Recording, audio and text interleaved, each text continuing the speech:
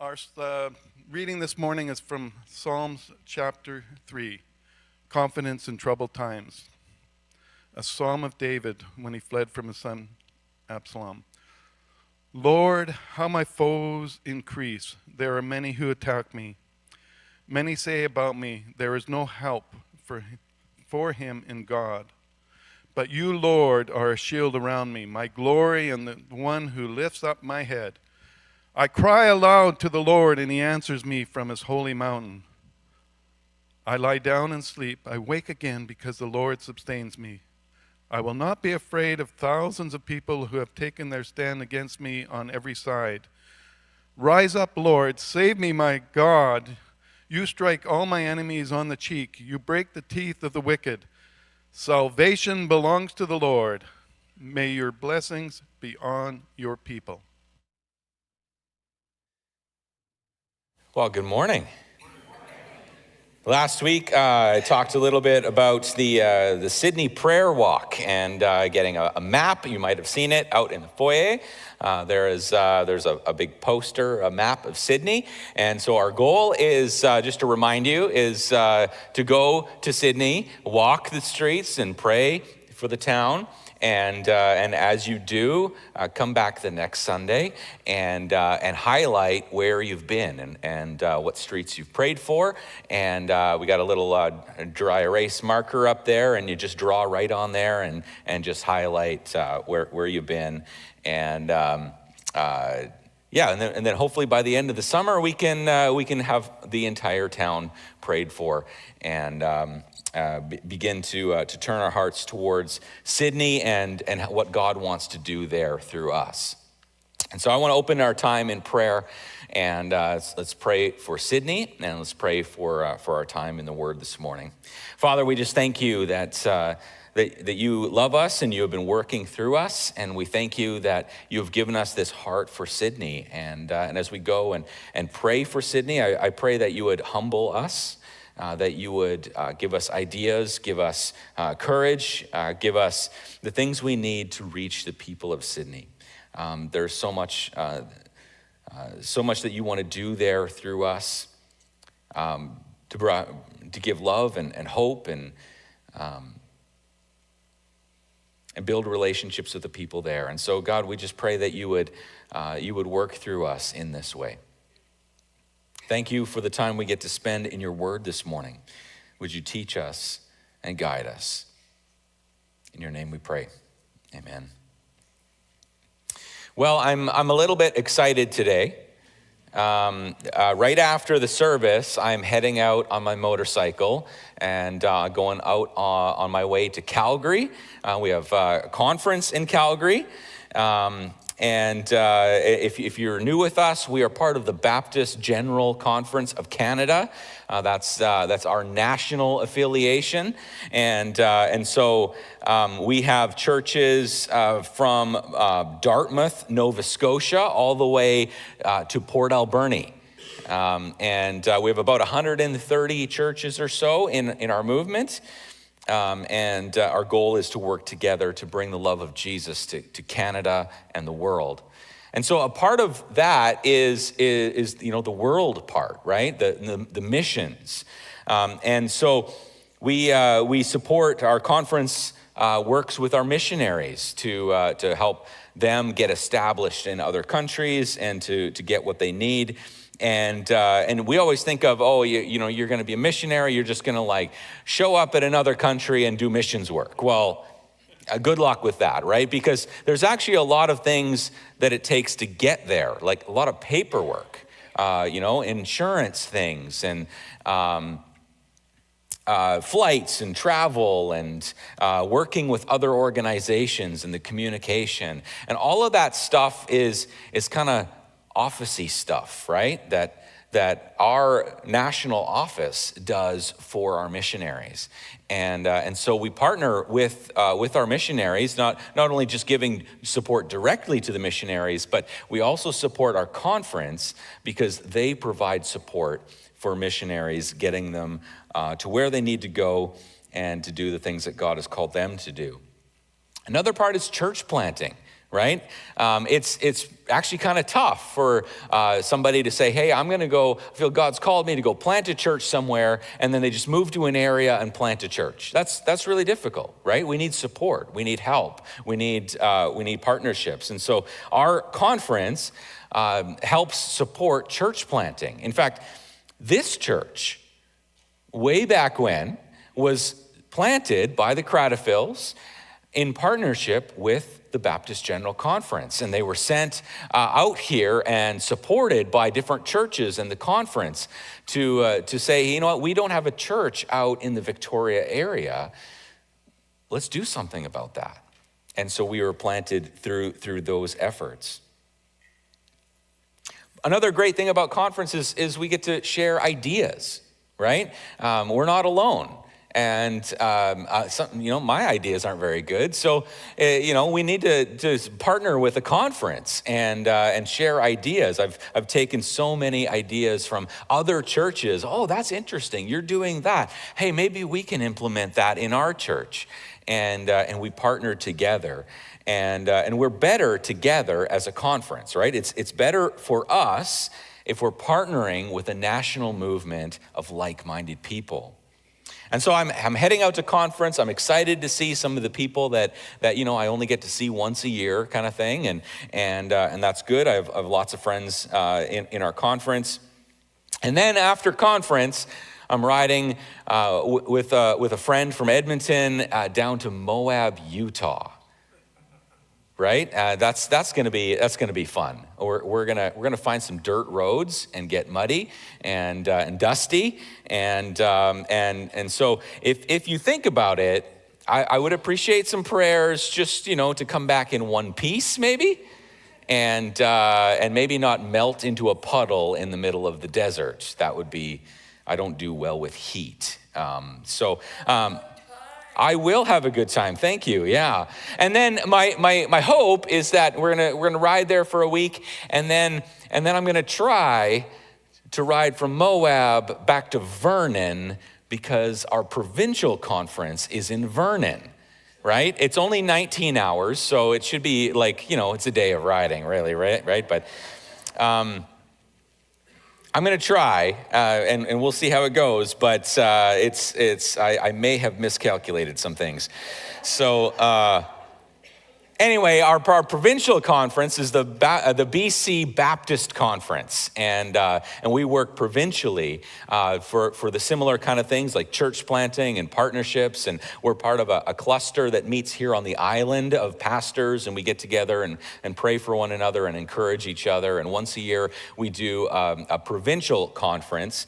Last year, I think it was in North Vancouver, and then this year it's in Vernon. And we've never actually had a conference in Vernon before, but we have a church there, and we thought, we want to support that church, and what a great destination it would be to go to Vernon for a conference. And so thank you for sending me to these conferences, and it's nice to be able to kind of combine that with a bit of holiday time as well, and get away and have some fun. So one of the things that I love about conference is, especially when it's our conference, is you go there, and I know that the other pastors that I'm with are all like-minded people, right? We generally think the same. Right? I mean, the prairie people are a little weird, but we generally think the same, right? And it's really nice, and so we can talk with one another, and how are things going, and we can talk kind of the same language, right? Which is a little different sometimes than meeting with other pastors from other denominations sometimes, right? Because sometimes we're not all on the same page. And it's a little difficult to figure out, okay, where are you at? Are we on the same wavelength here, right? And they fly the same banner, but sometimes they walk in a different way. And in our conference, it's nice that you don't have to ask those questions, right? We're on the same page. We know each other. But that's not always the case. In Matthew chapter 7, verse 15, says, be on your guard against false prophets who come to you in sheep's clothing, but inwardly are ravaging wolves. You'll recognize them by their fruit. Are grapes gathered by thorn bushes or figs from thistles? In the same way, every good tree produces good fruit, but a bad tree produces bad fruit. A good tree can't produce bad fruit. Neither can a bad tree produce good fruit. Every tree that doesn't produce good fruit is cut down and thrown into the fire, so you'll recognize them by their fruit. Not everyone who says to me, Lord, Lord, will enter the kingdom of heaven, but only the one who does the will of my Father in heaven. On that day, many will say to me, Lord, Lord, didn't we prophesy in your name, drive out demons in your name, do many miracles in your name? And then I will announce to them, I never knew you. Depart from me, you lawbreakers. You will recognize them by their fruit. And we can probably fake it for a while, right? But when you know someone and you spend time with them, are they the person that they claim to be? Do they honor God with their lives? You'll know them by their fruit, by what they do. And you will see their heart in the outcomes of how they act and how they live. And that really has been our series in 1 Samuel, the heart of God. We started with Hannah, right? Remember way back a few weeks ago, we looked at Hannah, and she was broken, and she laid her heart before the Lord. She was tormented by her adversary and barren, and she wanted a child, and so she went to the Lord and laid her heart before the Lord, and he blessed her with a son. And Samuel was born to her, and she dedicated him to the temple, and he was a young boy. And already at a young age, you can see the difference in his heart and the heart of Eli's sons, the priests. Because Samuel listens to the Lord and hears his voice. But Eli's sons walk in evil, and they do sacrifices during the day, and at night they walk in the ways of evil. And then we looked at the people of Israel who after years of following Samuel and claiming to follow God and worshiping him and even getting rid of other idols, when it came time, they demanded a king. Instead of having God as their king and trusting in him, they decided to demand a king. And so God gave them a king. We looked at that last week as this king led the people. And then the pressure was on. And instead of waiting for God and having a heart for God, he looked around and had a heart for his men and his own skin. And he disobeyed God. And God said, I will take my blessing from you and I will give it to another. So how do we see the heart of God? That's our story today in 1 Samuel 16. Because God directs Samuel to go find the next king of Israel and anoint him. And so it says this in 1 Samuel 16, verse 4. Samuel did what the Lord directed and went to Bethlehem. When the elders of the town met him, they trembled and asked, do you come in peace? In peace, he replied. I've come to sacrifice to the Lord. Consecrate yourselves and come with me to the sacrifice. Then he consecrated Jesse and his sons and invited them to the sacrifice. When they arrived, Samuel saw Eliab and said, certainly, the Lord's anointed one is here before him. But the Lord said to Samuel, do not look at his appearance or his stature, because I have rejected him. Humans do not see what the Lord sees, for humans see what is visible, but the Lord sees the heart. So in our story, the elders, Samuel goes to this little town of Bethlehem. You might have heard of it. And the elders are afraid. Why are they afraid? Well, we're not really sure, but they are a pretty insignificant little town. And Samuel is the prophet of God. And he's coming, bringing his own sacrifice. And I think maybe the people are like, what did we do? Like, we must be in trouble, right? I remember one time when we were pretty new in Edmonton, I was pastoring a church there, and we invited this couple over for dinner, and they came over, and we were eating together and kind of talking, but it was a bit awkward, and finally they were like, okay, like, why did you have us over? They're like, what did we do? And I was like, well, we just wanted to get to know you. Like, we don't have a secret agenda or anything. And they were like, oh, and there was like this relief, like, oh, okay. We thought we were in trouble. And maybe that's how the town felt, right? The elders of Bethlehem, they're like, we're supposed to be a nothing little town. Why is the great prophet here? Why is he coming to make a sacrifice? And so he says, no, I'm coming in peace. I'm just here to sacrifice to the Lord. And they're like, whoa, that's pretty cool. Wow, all right.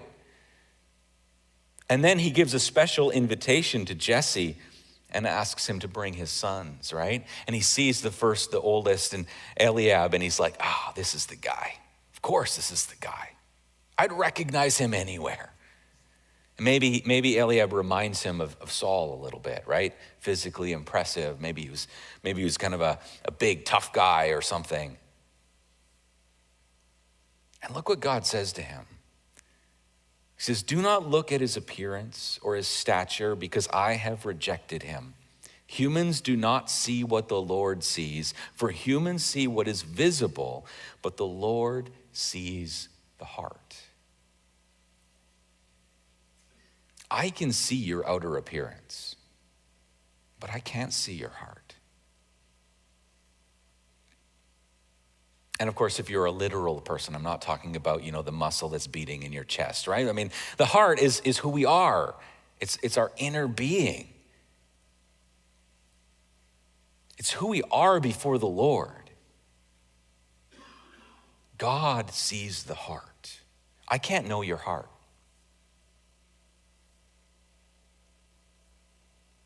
I can't see it. Only God knows it. But I can see the fruit in your life. I can see how it comes across, how it comes out. Samuel goes through all 7 of Jesse's sons, right? The first one, he's like, this has got to be the guy, right? And God's like, no, not them. He goes through all 7, and God says, no, not them. No, not him. No, not him. So Samuel gets to the last one, and God says, no, not him. And he's like, but you said it was from this family. You got any more kids? In verse 11, it says, Jesse says, there is still the youngest, he answered, but right now he's tending the sheep. Samuel told Jesse, send for him. We won't sit down to eat until he gets here. Oh, now the pressure's on. Go get him, right? The food's waiting. So Jesse sent for him. He had beautiful eyes and a healthy, handsome appearance. Then the Lord said, anoint him, for he is the one. So Samuel took the horn of oil and anointed him in the presence of his brothers, and the Spirit of the Lord came powerfully on David from that day forward. Then Samuel set out and went to Ramah. So picture this. You have 8 sons, and you're invited to an incredibly significant sacrifice that honors the Lord. And instead of finding a servant to tend the sheep, you just choose one of your sons to go and tend the sheep and miss the sacrifice? Do you choose the one you don't think is worthy to be there? Or maybe you choose the one you don't think will complain as much. The one who maybe won't mind. Either way, David's not there.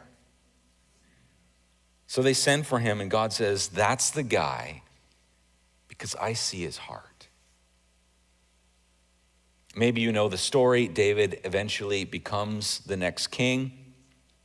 But at this point, we don't see his heart, do we?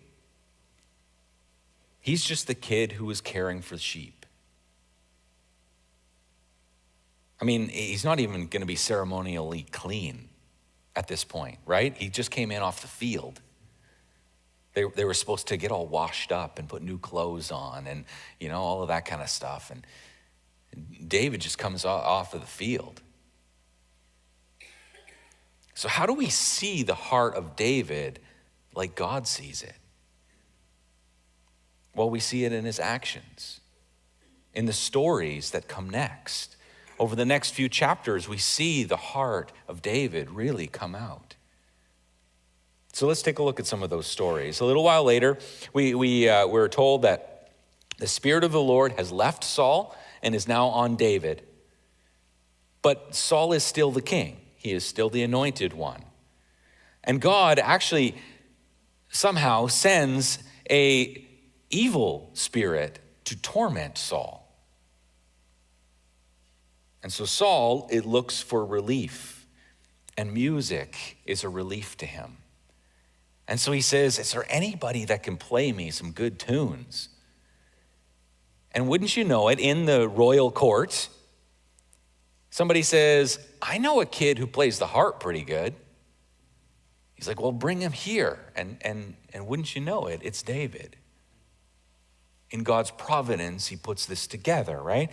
And so in verse 19, Saul dispatched messengers to Jesse and said, send me your son David, who is with the sheep. So Jesse took a donkey loaded with bread, a wineskin, and one young goat, and sent them by his son David to Saul. When David came to Saul and entered his service, Saul loved him very much, and David became his armor bearer. Then Saul sent word to Jesse, let David remain in my service, for he has found favor with me. Whenever the Spirit of God came on Saul, David would pick up his lyre and play, and Saul would then be relieved, feel better, and the evil spirit would leave him. How do you know the heart of God in people? Oh, they bring comfort and relief to those who need God. People like them, they bring light to the world, even if they don't mean to, right? Matthew 5:14, Jesus says, you are the light of the world. A city situated on a hill cannot be hidden. When you have a heart for God, people say, oh yeah, I like them. They're nice. They're great. I trust them for some reason. Yeah, I like being around them. There's goodness in them. And without even knowing it, they see God in you. Saul didn't know that David had been anointed as the next king. It wasn't on his CV. He didn't know that the Spirit of God was in David and he was anointed by Samuel, but it says that David found favor with the king. Saul liked him. He's like, hey, you know what? I want that guy around more. People with the heart of God have that effect. What about this story? Maybe you know it as the David and Goliath story, right? David and Goliath story. Goliath is a giant, he's like 8 feet tall, and he was terrorizing the Israelites, taunting them, challenging them. The Philistines were mocking the Israelites, and particularly their God. And they didn't like it, but nobody was actually brave enough to do anything about it, right? They all were just kind of like looking at the ground, kicking rocks or something. And David comes into camp and he's like, what's going on? And they're like, this guy is just terrorizing us. He's like mocking us or whatever. And David's like, well, he's mocking the armies of the living God. Why are we not doing something about it? And they're like, look, just go talk to Saul. And so he goes and talks to the king, who also isn't doing something about it, right? 1 Samuel 17, verse 34, it says, David answered Saul, "Your servant has been tending his father's sheep. Whenever a lion or bear came and carried off a lamb from the flock, I went after it, struck it down, and rescued the lamb from its mouth.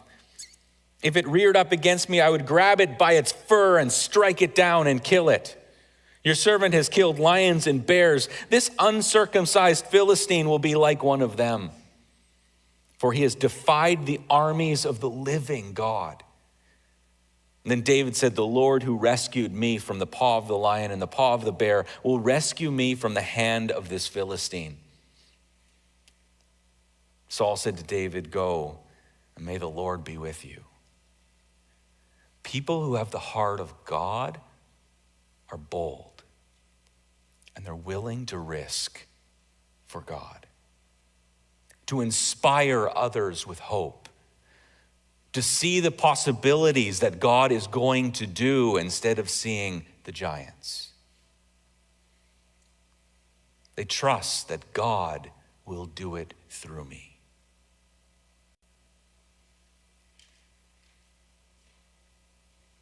So David is willing to risk everything to stand up for the Lord, and he inspired the nation. He brought back hope. And in faith, he stepped up and he did something about it.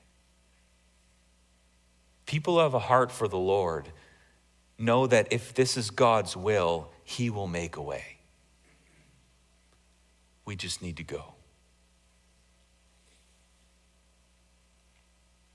Think about Matthew 6:31 in that context. "So don't worry, saying, 'What will we eat? What will we drink? What will we wear?' For the Gentiles eagerly seek all these things, and your heavenly Father knows that you need them. But seek first the kingdom of God and his righteousness, and all these things will be provided for you." We get so distracted thinking about our day-to-day things that we need. But what about the things of God?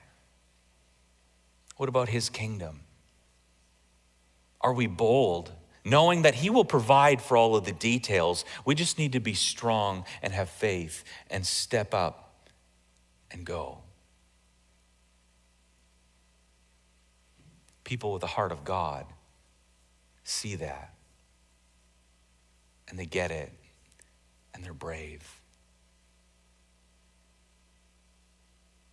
One last story to see the heart of David. Years later, David has his own army. He's not king yet, but he has his own army. It's a group of men that see the Spirit of God in him, that know that he is the anointed one, that he is the next king, and they're willing to lay down their lives for him. And so they're on the run. Because at this point, David is an enemy of Saul. But God has not removed him from kingship yet. So David is hiding from Saul. And this is a story. I love this story. This is 1 Samuel 24, verse 1. When Saul returned from pursuing the Philistines, he was told, "David is in the wilderness near En-Gedi." So Saul took 3,000 of Israel's fit young men and went to look for David and his men in front of the rocks of the wild goats. When Saul came to the sheep pens along the road, a cave was there, and he went in to relieve himself. David and his men were staying in the recesses of the cave. So they said, "Look, this is the day the Lord told you about. I will hand your enemy over to you so you can do to him whatever you desire." Then David got up and secretly cut off the corner of Saul's robe. Afterward, David's conscience bothered him because he had cut off the corner of Saul's robe. And he said to his men, "As the Lord is as my witness, I would never do such a thing to my Lord, the Lord's anointed. I will never lift my hand against him, since he is the Lord's anointed." With these words, David persuaded his men, and he did not let them rise up against Saul. The heart of God doesn't mean you're going to do everything right. But it does mean that you will listen to your conscience, you will listen to the Spirit in you, and make it right when we choose wrong. Having a heart for God presents you with life's options. And if we listen to the Spirit, we will choose rightly. But sometimes we're influenced by other people and we make wrong decisions. We make rash decisions. We make poor decisions. We make sinful decisions. Having the heart of God doesn't mean we're going to get it right all the time. Having the heart of God means we recognize when we've done something wrong and we confess our sin and we make it right. If you know David's story, he eventually did some pretty awful things, right? He followed the Lord, he did great things, and then he got complacent. He got selfish. He did some terrible things. And when God's prophets approached him about it, because he still had a heart for God, he was broken. And he confessed. And he went back to the Lord. And that's what having a heart for God is all about. We do our best to follow the Lord, but we are humble before him. And we are repentant before him. And we are bold when he calls us to be, and we are honoring to God when he needs us to be, because our life is about living for the Lord. Our mission as a church, Doug read it this morning, is to be the people that Jesus called us to be so we can do the things he's called us to do. That's about having a heart for God. We need to be a people that has a heart for God, and that will be shown through the things that we do. God, I know that I am an insignificant person, and so I humble myself at your feet, and I will be a bold warrior for you because you enable me to. And we do the things that we do because we love the Lord. We want to honor him with our lives. And we see the things that he has done for us, and we're thankful. We're grateful. And when he calls us to do something, he will enable us. He will empower us to do it. But we will fall down, and we will make mistakes, and we will sin. We will have times of doubt and frustration and depression and anxiety, and we'll look at life and say, God, where are you in this? That's just life. David had that. Read the Psalms. He felt all of those things, but his heart was always for God. God, I'm broken. God, I'm scared. God, my enemies are surrounding me, yet you are good. Yet your love surrounds me. Praise your name. Vindicate me, O God. The Psalms are filled with these themes. The New Testament puts it like this: you will know them by their fruit. What is their fruit? Galatians 5:22 says the fruit of the Spirit is love and joy and peace and patience and kindness and goodness and faithfulness and gentleness and self-control. The law is not against such things. Do we get these things perfect? No, probably not. But if our hearts are for the Lord, then we are able to humble ourselves before him and see when we fail and confess our sin and apologize and make things right and bring glory to God in how we respond to that. Because our heart's desire is to be a people that loves others, that loves God, is filled with joy and peace, goodness and faithfulness, gentleness and self-control. I was working at a cabinet shop one time, and you don't always do things right, because sometimes you wake up on the wrong side of the bed, right? I don't even remember what I did. I said something to a coworker. It was very inappropriate. And it just bugged me. You know that feeling, right? You're like, man, why did I say that? I shouldn't have said that. What am I doing? He was a pretty gruff guy. You know, I don't think he thought about it nearly as much as I thought about it. And I went to talk to him about it. I'm like, hey man, look, I'm really sorry. I shouldn't have said that. He was very confused. I don't think he had ever had anyone apologize to him before. He was like, what are you doing? But you know, after that, we were friends.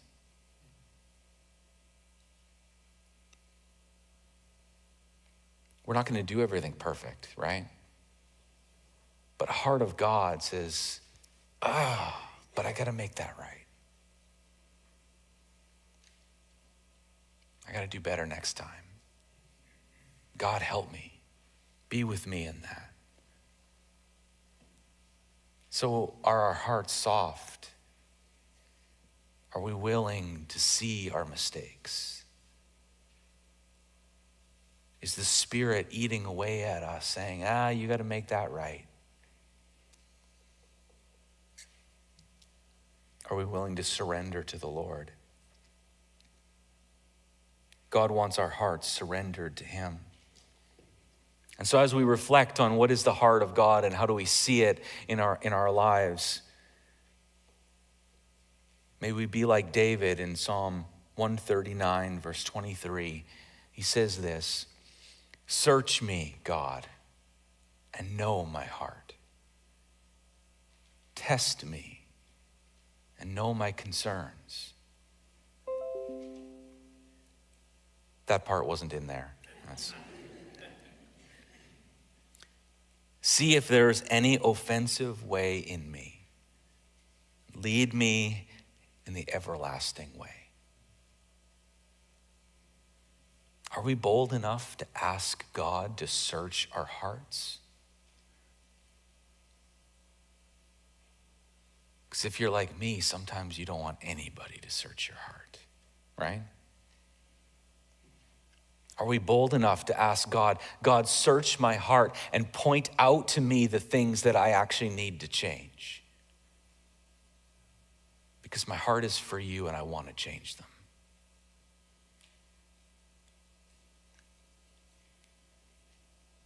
Are we willing to say, God, lead me in the everlasting way? Make me like you. That is what having a heart for God is all about. It's not easy because we must be humble and we must love him and we need to surrender our own pride and our own selves to him and turn our hearts over and say, God, I'm yours. Mold me and shape me and help me to be like you. That can be tough. So are we a people with a heart for God? Let's pray.